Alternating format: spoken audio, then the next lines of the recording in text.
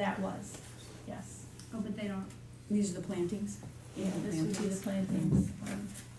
Because they're in special sized containers to fit into that racking system, we have to order them from Live Wall, and they're more expensive. And can their grant not cover that? There is no more garden tour. There's No, more I mean grant. the senior center's Oh, Benjamin Fund. Because I know they've made all their money back with investments at this point. I've spoken with her about this. Okay. She did not offer that solution. What is it, so I'd like to But I just can know, certainly if ask it is her. a cover, if it can be, I think that they have the funds for that stuff, it's just the staffing and the space issues that they don't. But I don't know, I just wanna make sure that is. Right, they Right? have a, there's an eligibility, Yes. use of funds, so it would be determined. Yes. what does defer 2019 street tree planting? So we would not like replace any dying street trees. So, what I am proposing is that we would, remove all the trees that have been slated for removal because of disease damage, or structural issues. But in a normal year, you know, we would do that over the winter, and then we'd go right into planting in the spring. What I'm asking your permission to do is to, basically skip a year of street tree planting. There are a couple reasons for that, that go back probably close to 10 years. When we started doing, ash tree injections in-house, we kind of slid them into an open spot, if you will, in our seasonal task list, without making any other adjustments to services or workload. And over time, we're seeing we're seeing the effects of that, and then you can see the effects of that. Typically, what you want to do is you do your removals during the summer. Typically, you do your removals during the summer season. You spend the winter pruning, spring planting, or spring planting and/or ash tree injections, and then summer and early fall doing your removals. The way we have been doing it since we took the ash injections on is that we've basically been doing our removals over the winter. We've been doing our planting in the spring. We've been doing our EAB late summer. We go into leaves, and that leaves hit or miss periods of time for pruning. We are significantly behind on our pruning schedule. You're switching your service. So we need a break to kind of reorder our operations. And if we can not replant any trees next year, that will give us that time to kind of reset and reorient our calendar so that we can get ourselves back into a good sustainable position to continue all the forestry services that we currently offer. Can I ask how many hours, you don't have to say off the top of your head, but the EBA,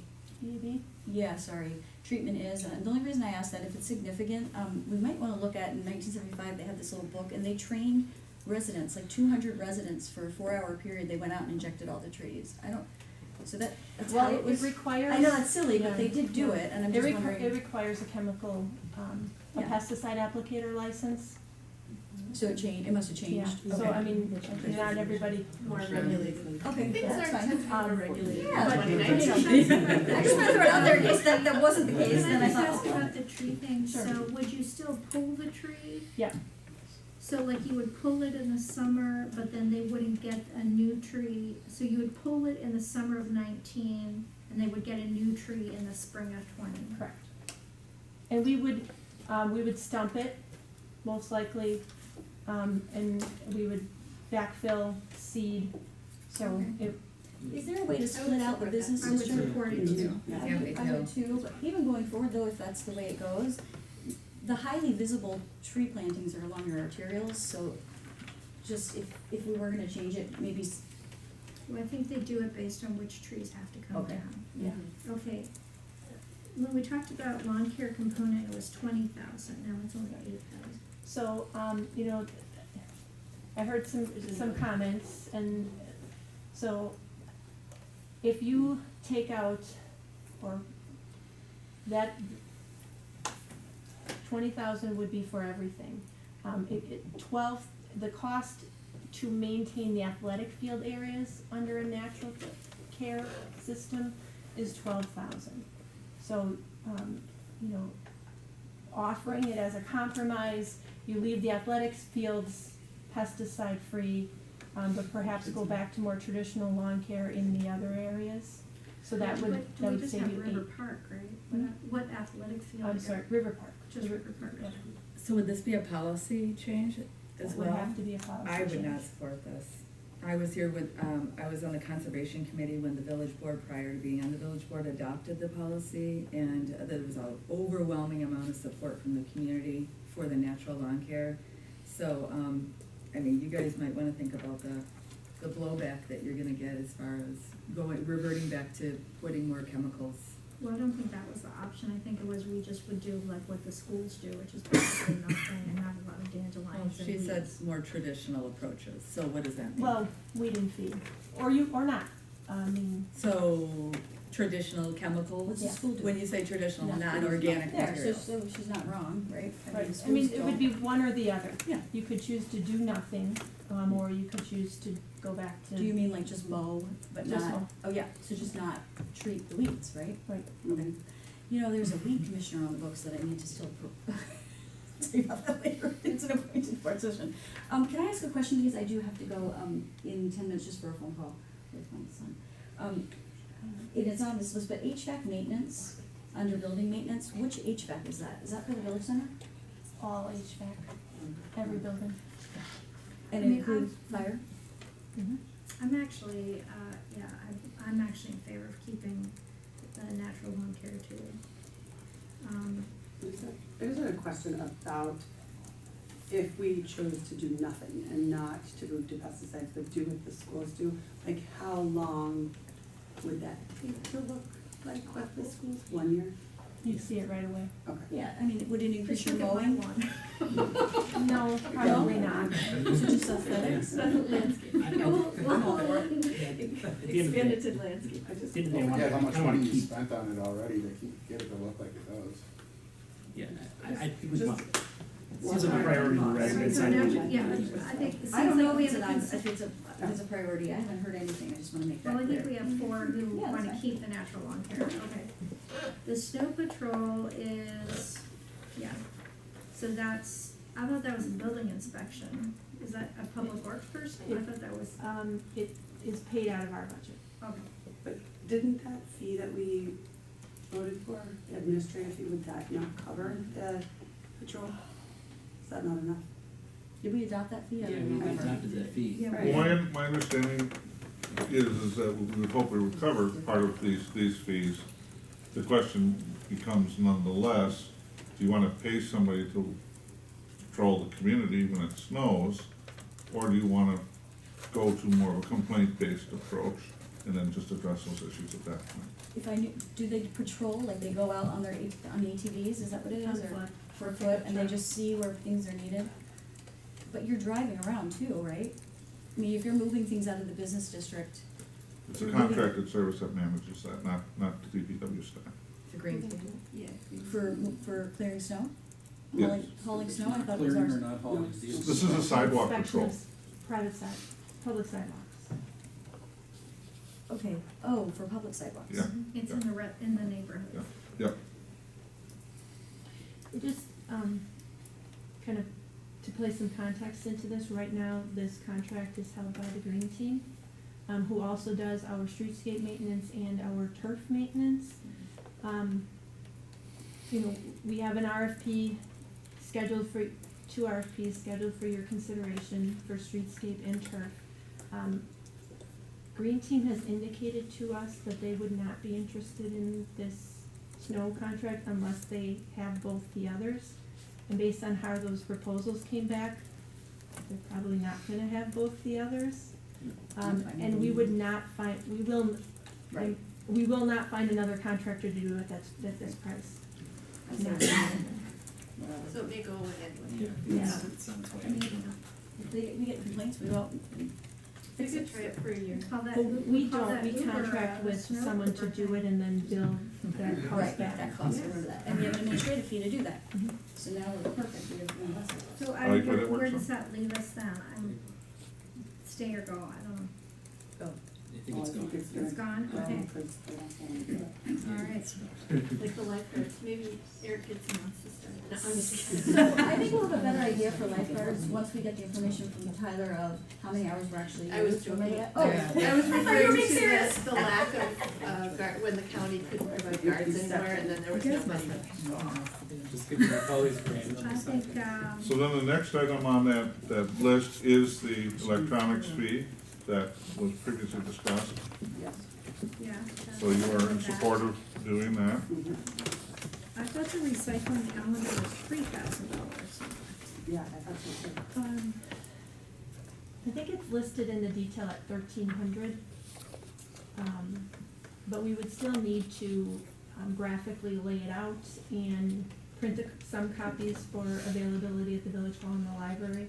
So I'm listing that as a cost savings of $1,000 for the printing and the postage.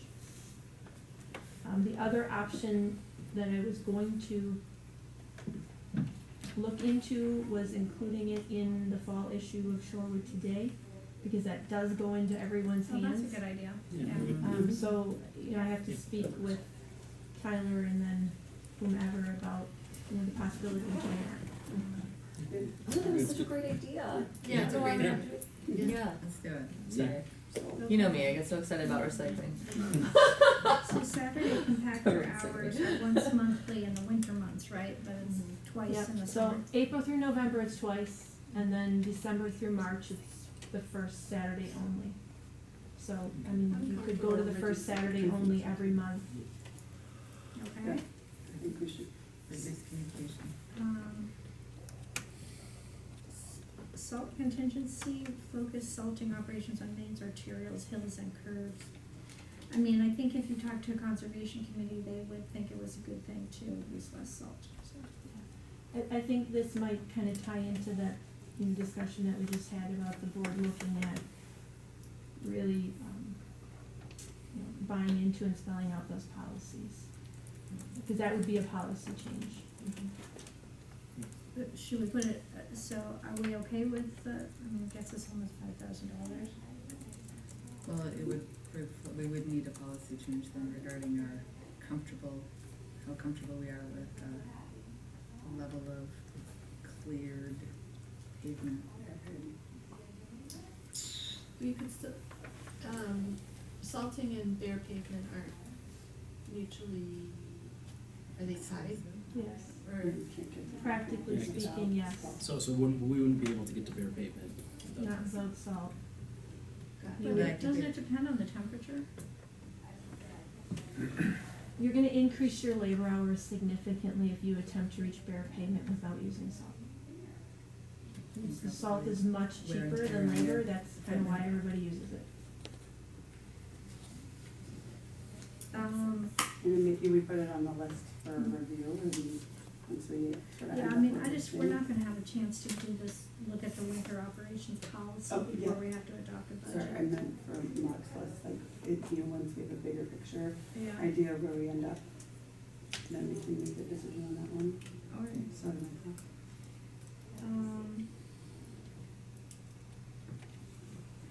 I don't wanna talk about something under $1,000. Building maintenance supply budget, reduced painting repairs, or contracted, okay, we decided to keep these the way they are for now, correct? Okay, so that's a no to that one. Wait a minute, so when you're skipping the $750, what do you mean by that? I just don't wanna talk about it, it's under $1,000. So we're not eliminating it, or? DPW share will require alternate method to track after-hours work response. It sounds like a cost shift to me. Well, I mean, right now, the only way that we have to verify, if you will, if someone responds to an after-hours page, comes in after hours, they punch a time clock. We don't pay off that time clock. But it is for liability reasons, workman's comp reasons, safety reasons. It's the proof that they were working, under the village's direction in the village's capacity after hours if there's not a supervisor present. We could look at figuring out a way to do that as a computer login rather than a time clock. It's, when I originally had it on the list, I was mentally anticipating a larger savings, but actually, the cost of the time clock is equally shared between the DPW, the water utility, and the sewer utility. So when I took out just the DPW portion, I probably should have just eliminated it. It's a pretty small amount.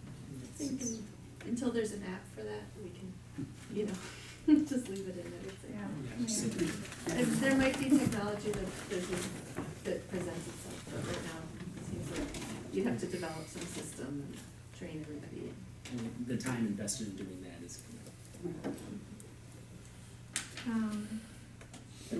Was this 7,500 the budget That's that what we we were just talked talking about, about yeah. earlier? What was the decision on that, did we? I think it was somewhat tied to the fire station and, right? So, I think if we, yeah. We're okay with that? Should we just do it or put it on the list? I said just do it. Just do it, okay. All right, I've kind of lost track of what we're doing and what's on the list. And then, so, I think we need to leave the building maintenance position on the list. I don't think anyone wants to do it, but it might be something we end up having to do. How many hours does building maintenance positions, put in for maintenance operations? I know they probably split their time to other functions. Actually, that position the bulk of it would be in building maintenance. They would support our electrician for streetlight repairs on occasion. They may also, they certainly would support events, and then winter. Okay, and do you know how many hours approximately for building maintenance? Not off the top of my head, Okay. but I could, run numbers from 16 and 17 and tell you how that works. And also, if you have a way of just thinking about fire, I know the firehouse, the police there is a big maintenance team, so if you have those, that'd be great. What about the route collector position? What would be the impact of leaving that one vacant? We would, Is that on the back? This is really yeah, helpful. yeah, so if we were to not fill that, then our collections operations change pretty significantly. We go to 2 collectors, which would require us to redo all of the routes and schedules, for residents. We would have to go to, 4 days of collections rather than 3, which would then kind of push into our ability to do special collections, our ability to do yard waste, curbside brush chipping. So it would reduce, the biggest impact really would be, to the residents would probably be just everybody's route and schedule would change. So there would be a tremendous communication effort and undertaking, kind of getting everybody to get used to a new collection day. We probably, How about no garbage, just recycling? Okay. We would probably have to look at some reductions in our yard waste collections and or leaf collections. At this point, don't really have a good handle on that. We would really have to sit down and kind of plow into that to give you a very detailed answer. It would be difficult. It would But probably, it would still be weekly collection, right? It just might be on a different day. yes. The garbage collection, the level of service for garbage collection, refuse collection would not change. The level of service for yard waste would definitely change. So it would have a downstream impact, in other words. Garbage Yeah. would stay where it is, but everything else would be Mhm. impacted. It seems like then the winter operations, can you say a little bit more about that? Cause I don't know, I came in late, so there was the safety, the bare pavement conversation that was going on. You know, so it's just a function of the number of people. Typically, we're at nine is a minimum number of people, on a storm event. When you look at any given time, at least in the last 10 years, we've had one person on an injury leave, so that discounts them. If you discount sick time or vacation, on any given week, you're probably knocking another couple people off the availability list. So if, you know, with those positions vacant, that just diminishes our ability to respond in at the level we do currently, or as timely as we do currently. We will still get it done, it's just, you know, we may not get through the alleys by 7 AM. We will not get the sidewalks cleared by 7 AM. That, you know, I mean, it's those sorts of things. Can I ask, we touched on it before, but that's a lot of, you know, we have to staff up on winter operations, and as we're going through discussions, even if it goes into next year, there is services that in the event that you can sign a contract with, that in the event that there was a storm, so say we have major storms or whatever, you could call upon them and they can assist on this designated function, like alleys or, right? So it would be good to know, I mean, if we're saying that garbage would stay the same and then the yard would go down, but then what happens is, trustee McCaig said, to operations and winter maintenance, that's if we just kept the staff we have and didn't contract, right? Right. For any service, okay. And so I think snow service, people, big concern with, well, if we're busy, they're busy, you know, they're already doing Yep. their other things, I get that, but there's people that will do it. I know a few, and then this, like I'm saying, technology's changing, they do Uber now, you just press your button and someone comes and shovels, or plows, but as we get through service things like that, maybe technology can help us in that fashion.